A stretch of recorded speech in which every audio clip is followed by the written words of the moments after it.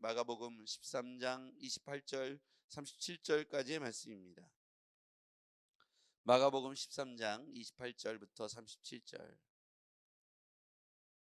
28절 무화과 나무의 비유를 배우라. 그 가지가 연하여지고 잎사귀를 내면 여름이 가까운 줄 아나니 이와 같이 너희가 이런 일이 일어나는 것을 보거든 인자가 가까이 곧 문 앞에 이른 줄 알라.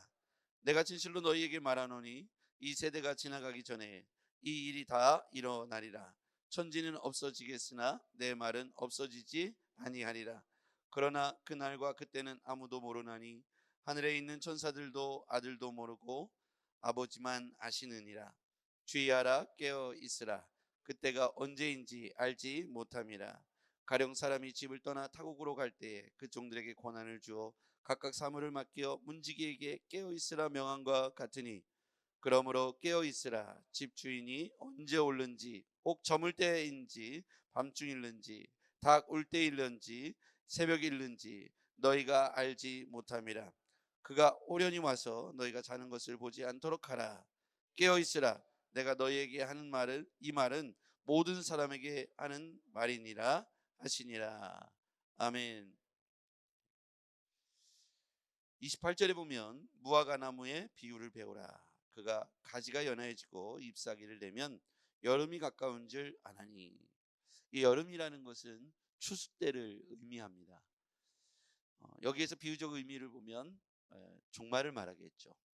추수 때 열매를 거둘 때 무화과 나무에서의 비유 그 징조를 말하죠. 사인을 말합니다. 그냥 오는 것이 아니라 징조가 나타난다는 거예요. 말세가 되면 그때 마지막 때가 언제입니까? 라고 물었을 때 이러한 사인이 나오면 그것이 바로 마지막 때인 줄을 알라. 이렇게 비유로 말씀해 주신 것이죠. 하나님의 말씀은 없어지지 않는다. 31절 31절 시작. 천지는 없어지겠으나 내 말은 없어지지 아니하리라. 그러니까 하나님의 경고의 말씀, 약속의 말씀은 그대로 유효하고 절대로 없어지지 않는다.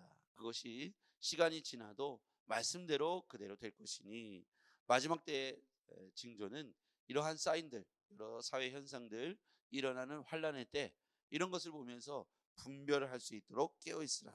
이렇게 말씀하고 있습니다. 이런 분별하는 기준은 어제도 말했듯이 말씀이 복음이 기준이 되어야 합니다. 그래야만 이때가 무엇인지 어떤 때인지를 옳게 분별할 수가 있겠죠. 하나님 말씀으로 진리 안에서 거할 때 이때를 자연스럽게 알 수가 있는 것이죠. 기준은 하나님 말씀이 되어야 합니다. 이곳저곳에서 적그리스도가 나타나 스스로 예수 그리스도라 칭하는 것을 따라가지 말고 분별력 있게 영적으로 깨어 있으라. 예, 영적 민감함을 갖추고 이것에 대해서 분별할 수 있는 기준을 복음으로 가지고 있어라. 이 말씀이 오늘 우리에게 주어진 것이죠. 하나님 말씀이 우리 안에 주어져서 그것이 기준이 되고 그것이 많은 사람들에게 분별력 있는 기초가 되어야겠습니다. 오늘 우리가 이렇게 아침마다 모여서 굿모닝 샘을 하다 보면 깨어 있는 것이죠. 그래서 이렇게 말씀 안에서 늘 깨어 있고 말씀을 가까이 하고 기도하는 사람들은 그때에 대하여 징조를 보고 환란의 때인지 분별하게 될 것이라는 것이죠. 반대로 잠들어 있는 사람에게는 그날이 호련히 오는 것이죠. 갑자기. 그래서 준비가 안 돼 있기 때문에 심판의 때에 열매가 우리에게 요구됨에도 불구하고 차일피일 미루다가 열매를 요구하실 때 마치 무화과 나무처럼 열매가 없으면 거기에서 저주를 받게 되는 것이죠. 자, 그 다음에 32절 말씀 보겠습니다. 그러나 그날과 그때는 아무도 모르나니 하늘에 있는 천사들도 아들도 모르고 아버지만 아시느니라. 근데 제자들이 가장 궁금했던 거 언제입니까? 잖아요. 그때가 언제입니까? 그거 왜 그럴까요? 두 가지의 특징이 있겠죠. 그러면 언제인지 정확히 알면 그때까지는 마음껏 내가 내 자유를 세상의 것을 누리다가 마지막에 그때에 집중하면 되게 될 거니까 당연히 깨어있지 않을 수 있겠죠. 때에 대해서 모르면은 항상 깨어 있어야 되죠. 문지기가 언제인지 깨어 있어야 합니다. 제가 옛날에 경비를 한 적이 있었거든요. 대학 우리 대학 말고 다른 대학에서 경비를 아르바이트로 한 적이 있어요. 야간 경비. 그러면 초소가 한 20개가 넘습니다. 그럼 초소가 20개가 넘기 때문에 항상 그 경비대장은 순찰을 도는데 정확히 1시가 되면 오토바이를 타고 들어와요. 그러니까 그때를 미리 알으니까 다른 때는 그 자리가 없어도 그 1시 때만 정복을 하고 그 자리에 서 있으면 되는 거예요. 그 근무자실이 있어요. 초소가 있는데 대학에 거기에 앉아 있으면 되는 거죠. 그러면 항상 정자세로 있다는 것을 인지하게 되죠. 그런데 어느 날 1시가 아니라 12시에 몰래 오토바이 타지 않고 걸어서 올 때가 있어요. 그러면 그날은 여지없이 걸리는 거죠. 제가 군대 있을 때도 경비를 서거든요. 그러면 이렇게 밤에 새벽에 나가서 근무자의 위치에 가서 서 있어야 되는데 그때 꼬박꼬박 졸 때가 있어요. 이제 고참하고 부하하고 이렇게 이게 좀 계급이 높은 사람과 낮은 사람이 같이 한 조가 돼서 늘 서게 돼 있어요. 그러면 고참은 그래서 이제 한쪽에 가서 이제 자고 있는 거예요. 그러면서 야 오면 깨워라. 그러면 이제 이등병이나 일병은 두 눈을 부릅뜨고 전방을 주시하고 있어야 되는데 시간이 지나면 아무 말도 안 하고 30분, 40분 지나면 이제 꼬박꼬박 졸 거 아닙니까, 그죠? 그런데 어느 그날은 이제 우리가 이제 긴장하지 않고 있는 그 새벽녘에 몰래 와서 총을 뺏어가요. 예. 그러면 이제 그날 난리가 나는 거죠. 그 공산당이 와서 하는 게 아니고 우리 간부가 와서 총을 뺐습니다. 그러면 이제 총기 탈취된 거고 근무자가 졸았기 때문에 다 이제 영창에 가는 거죠.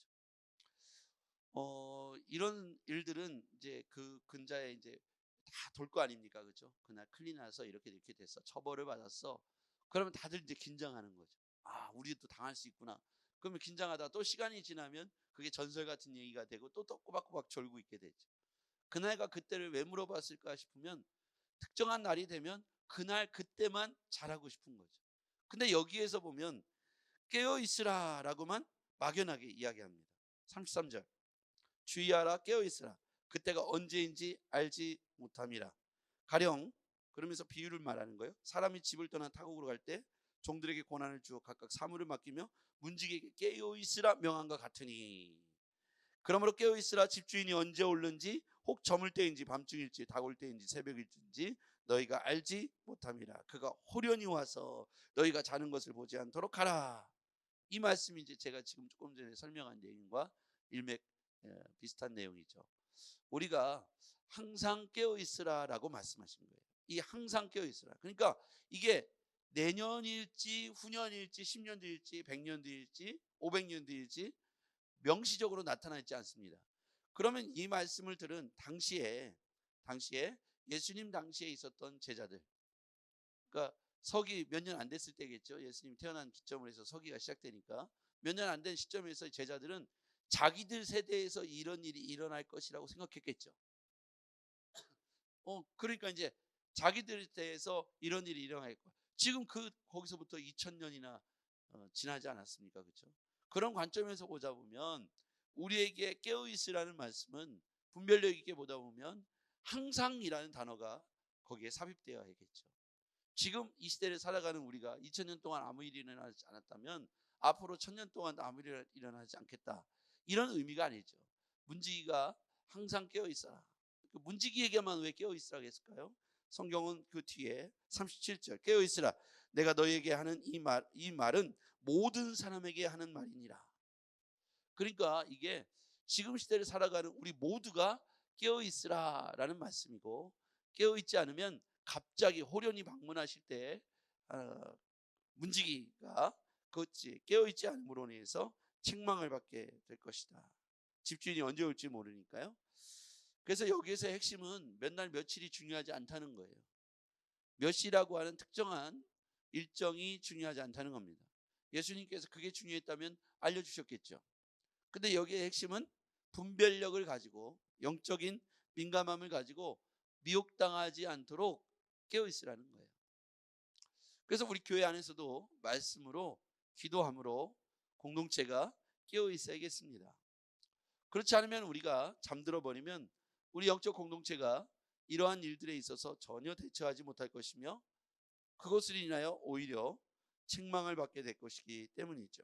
시대를 분별할 수 있고 진리 안에 머물러서 미혹당하지 않으며, 시대의 분별은 말씀의 진리의 말씀을 가지고 하나님이 주시는 영적인 사인을 우리가 마지막 때의 징조로 여기며 추수때가 가까이 왔다는 것을 믿고 우리가 그것에 늘 깨어 하나님이 우리 가운데 방문하시는 것을 환영할 수 있는 문지기가 되어야겠습니다. 자신이 역할에 충실해야겠죠. 문지기는 문지기로서, 종들은 종들로서, 집주인이 곧 방문하셔서 말씀하실 때 잘했다 칭찬받기 위하여 자신의 역할에 충실한 것이 중요하다는 것이죠. 저는 저의 역할이 있고 여러분의 역할이 있지 않습니까? 각자 역할에 맡은 대로 충실하게 깨어서 하나님이 우리 가운데 말씀하시는 여러 사인들을 보면서 영적 민감함, 분별력을 잃지 않도록 깨어 있으면 그날과 그때 특정한 날이 중요한 것이 아니라 하나님께서 오셔서 언제든 호련히 방문하실 때 이렇게 깨어 있고 늘 영적으로 민감한 사람들은 당연히 그 사인과 징조를 분별, 무화과 나무를 통해서 보듯 그렇게 여름이 가까이 왔구나, 갑자기 잎이 무성하구나, 이런 사인들을 보면서 때를 명확히 알 수 있다. 그날과 그때에 대해서 그것이 중요한 것이 아니고, 또한 아버지 외에는 아들도 모르신다고 했습니다. 그래서 그때에 대해서 여기서 그때다, 저기다 이렇게 말하는 사람들이 시대적으로 굉장히 많았죠. 이런 일들은 동서고금을 통해서 내년이다, 10년 뒤에다, 이렇게 특정한 날을 가리키는 이단 종파들이 굉장히 많았습니다. 우리나라에서도 있었죠. 다미선 교회가 1992년에 있었죠. 그래서 재림이 며칠 몇이다, 그리고 1999년 몇 월 며칠 이런 종말이 올 것이다, 2000년 밀레니엄이 오기 전에 종말이 임할 것이다 해서 또 난리가 났었고요. 이런 일은 우리나라에서만 있었던 것이 아니라 전 세계적으로 보면 이런 말세, 종말론, 그리고 특정한 날짜를 특정했던 수많은 사람들이 있었습니다. 저도 어렸을 때 이런 얘기들을 많이 들었거든요.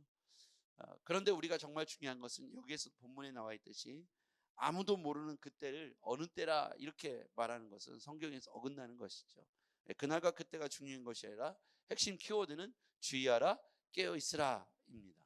호련히 올 것이다, 이 두 단어를 믿고 우리는 우리 각자 자신의 역할에 문지기로서의 역할이 있다면 문지기, 종들로서의 역할이 있다면 종들, 그래서 하나님께서 호련히 오실 때 칭찬할 만한 삶으로 준비되어 있기를 주의 이름으로 부탁드립니다.